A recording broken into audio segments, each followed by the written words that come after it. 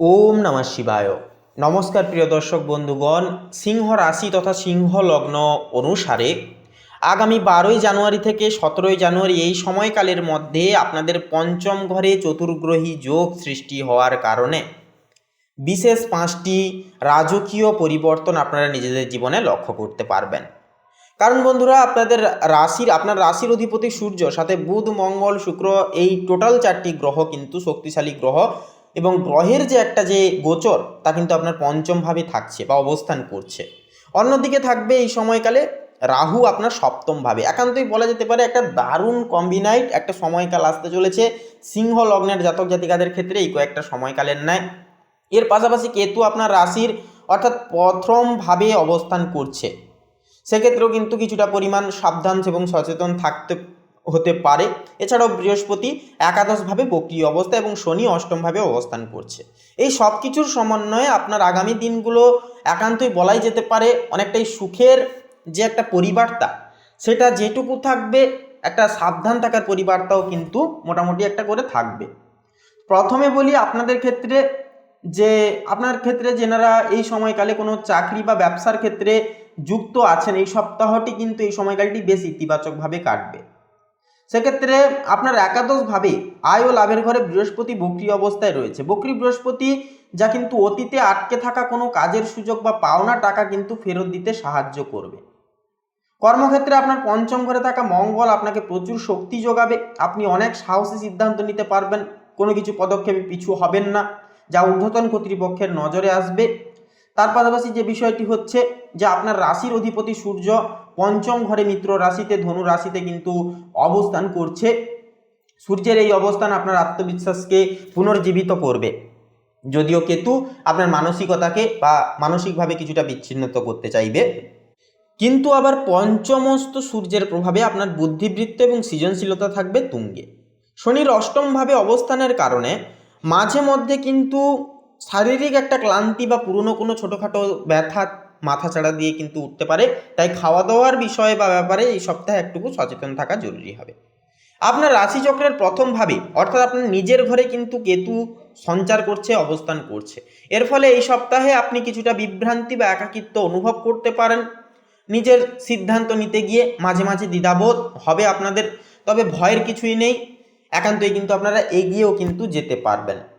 এরপরের যে বিষয়টি হচ্ছে আপনাদের ক্ষেত্রে মঙ্গল বুধ একইভাবে পঞ্চম ঘরে থাকায় কথায় কিছুটা পরিমাণ তীক্ষ্ণতা বাড়তে পারে, যা সহকর্মীদের সাথে কথা বলার সময় একটুকু সংযত থাকা সেহেতু বলবো ভালো হবে। নতুবা আপনার তেজস্বী স্বভাব ভুল বোঝাবুঝিও কিন্তু একটা সৃষ্টি করতে পারে। ব্যবসায়ীদের জন্য এই সময়টি নতুন বিনিয়োগের জন্য তৎপরতার সহিত ভালো হবে, তবে রাহুর সপ্তম অবস্থানের কারণে অংশীদারি ব্যবসায় বা পার্টনারশিপ ব্যবসায় চোখ কান খোলা রাখাটাও কিন্তু প্রয়োজন হয়ে উঠবে। আর্থিক দিক থেকে এই যে সময়কালটি আপনার জন্য সৌভাগ্যের বার্তা বয়ে নিয়ে আসছে। পঞ্চম ঘরে শুক্রের উপস্থিতি এবং একাদশ ঘরে বৃহস্পতির দৃষ্টি আপনার আয়ের একটা উৎসকে কিন্তু বৃদ্ধি করতে সহায়ক করবে। যারা শেয়ার বাজার বা ফাটকা কোনো ব্যবসার সাথে যুক্ত, আপনাদের জন্য 12 তারিখ থেকে 17ই জানুয়ারির মধ্যে ভালো লাভের একটা সংযোগ রয়েছে। তবে অষ্টম ঘরে শনি থাকায় হুট করে কোনো বড় কোনো খরচও কিন্তু হয়ে যেতে পারে। বিশেষ করে পরিবারের বয়স্ক কারো স্বাস্থ্যের কারণে কিন্তু একটা হতে দেখা যাবে। বুধ ধনু রাশিতে থাকায় আপনার আর্থিক পরিকল্পনাগুলো সঠিক দিকে এগোবে। ভাগ্য আপনাদের সহায় থাকলেও শনির অবস্থানের কারণে ভাগ্যের ওপর সবটা ছেড়ে না দিয়ে পরিশ্রমের ওপর গুরুত্ব দেওয়াটাও কিন্তু বুদ্ধিমানের কাজ হবে।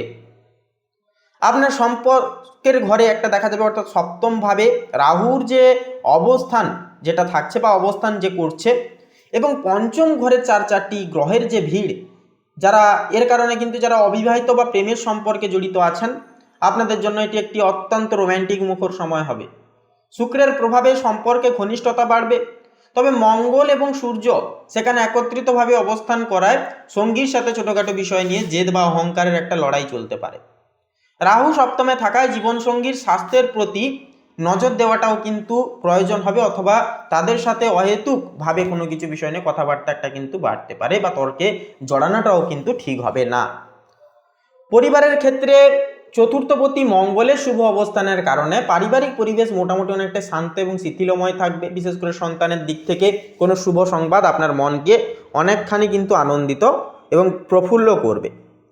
সেক্ষেত্রে বিশেষ কিছু প্রতিকার বলি। দেখুন, যেহেতু কেতু আপনার রাশিতে এবং শনি অষ্টম স্থানে থাকছে, তাই এই সপ্তাহে বড় কোনো মানসিক চাপ একান্তই নিতে যাবেন না। প্রতিদিন সকালে সূর্য প্রণাম করুন এবং সূর্যদেবকে জল অর্পণ করুন। শনির কুপ্রভাব কাটাতে দরিদ্র কাউকে তিল বা কালো রঙের কিছু বস্ত্র দান করতে পারলে অনেকটাই কিন্তু দুর্দান্ত ফলাফল পাবেন আপনারা। শনির কুপ্রভাব কাটবে এবং একটা ইতিবাচক প্রভাব কিন্তু আপনারা পেয়ে উঠতে পারবেন। বৃহস্পতির বক্রী অবস্থায় থাকায় গুরুজনদের আশীর্বাদ নিন, এতে আটকে থাকা কাজ সম্পন্ন হবে এবং একান্তই কিন্তু এই দশাটা দূর হবে, বা এর একটা যে কুপ্রভাব বা নেগেটিভিটি একটা যে এফেক্ট, সেটা কিন্তু জীবন থেকে চিরতরে নিষ্কাশন হবে, দূর হবে। 12 তারিখ থেকে 17 তারিখের মধ্যে একান্তই বলা যেতে পারে আপনার জন্য একটা উন্নতির পথকে প্রশস্ত করার মতো একটা সময় হবে। নতুনভাবে পরিবর্তন অনুযাচক করবার জন্য একটা গুরুত্বপূর্ণ সময় হবে। গ্রহের জোট আপনার সৃজনশীলতা বাড়াতে অর্থাৎ বাড়ালেও সম্পর্কের ক্ষেত্রে কিছুটা নমনীয় হওয়ার একটা পরিবার্তা দিতে যাচ্ছে বা দিচ্ছে আপনাদের ক্ষেত্রে। তো বন্ধুরা, আপনাদের ক্ষেত্রে বলি, অর্থাৎ সিংহ রাশি তথা সিংহ লগ্নের জাতক জাতিকাদের ক্ষেত্রে বলি বন্ধুরা, আজকের এই পর্বটি নিয়ে কোনো রকম কোনো বিষয় জানার থাকলে আরও গভীরভাবে অবশ্যই আমাদের চ্যানেলের কমেন্ট বক্সে আপনারা লিখে জানাতে পারেন। আমরা অবশ্যই আপনাদেরকে সঠিক সময়ে সঠিক উত্তরটি দিয়ে যাওয়ার চেষ্টা করব। এছাড়াও কমেন্টে অবশ্যই লিখে যাবেন ভক্তি ভরে হর হর মহাদেব, জয় সবার বড় ঠাকুর শনিদেবের জয় অবশ্যই লিখে যাবেন। ভিডিওটি আপন বন্ধু বান্ধবদের সাথে শেয়ার করে একটি লাইক দিয়ে কমেন্টে অবশ্যই আপনারা লিখে যেতে ভুলবেন না। এছাড়াও আমাদের এই ভাগ্য বিচার চ্যানেলটিকে সাবস্ক্রাইব করে অল অপশানে সিলেক্ট করে অবশ্যই আমাদের পাশে সবসময় সদাইব আপনারা থাকবেন।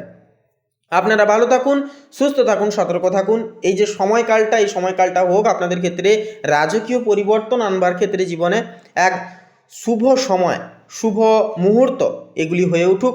নমস্কার।